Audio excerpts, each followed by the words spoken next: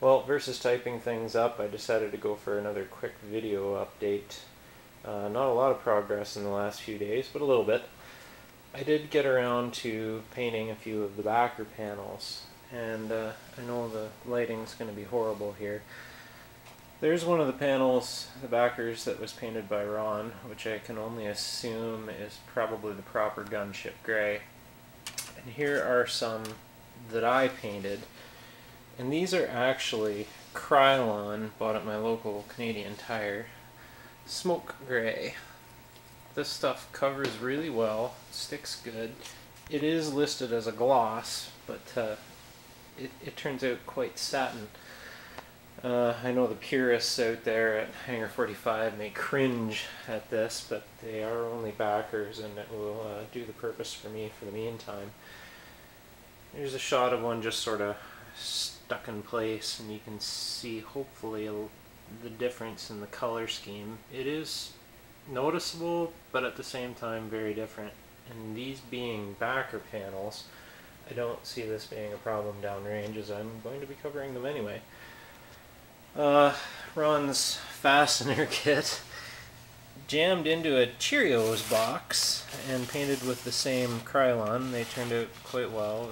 It's labor intensive to get these all painted, but these will be noticeable as a different color. Yet again, probably only the purists that are going to pick that out and have a problem. For me, I think I'll be able to live with it, and if I can't, well, I'll paint them again. It doesn't seem to be a problem. I picked this up at the local Canadian Tire store as well.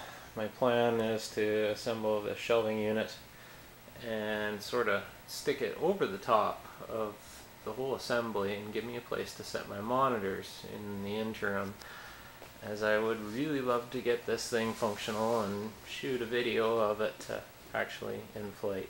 And even more so, I'd like to actually enjoy taking a flight with it. I know it's the go go go scenario, but I don't know. I built this thing as a hobby, and I really do want to enjoy it, preferably before the weather gets real nice. I get to go outside. There's my new Kelty 2-person ultralight backpacking tent. Getting ready to take the girlfriend out for our first little journey together. I had a couple of questions messaged to me and emailed to me about this build, and I think the impression was that maybe I built this thing myself, and just to get this out there, the folks over at Lear45, Ron, Eric, and Tom, are the forefathers of this entire system.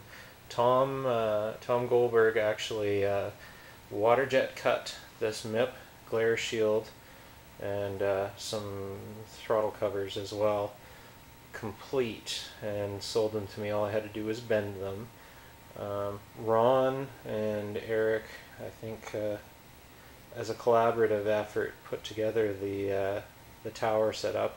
Correct me if I'm wrong, I think Ron maybe had a bit more of the planning stage, and designed all this tower setup and made it all available on the Lear45.net website, which anybody can freely have this information and put this together themselves. I did not cut out the woodwork myself. I had one of my friends who's a skilled carpenter cabinet maker knock it out for me, because he could do it about 10 times faster than I could ever hope to.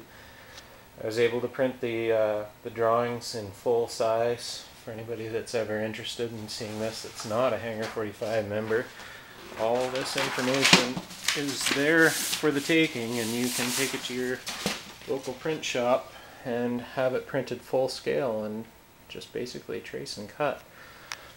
Thanks to all the gentlemen over at Lear45 who made this entire build possible to this date. I would never have been able to cover this much ground this fast. It's just not possible, let alone cutting panels and everything else. But the only individual sort of invention that I came up with was the mounting of the LCD ink monitors.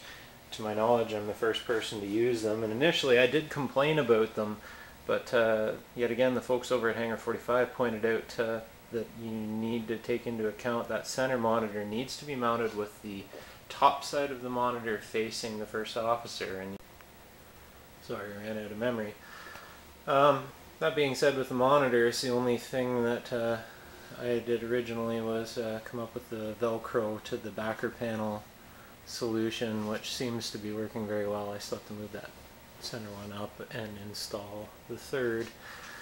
But some people are asking me about the guts of the monitor as well, and I'll try and get a shot here.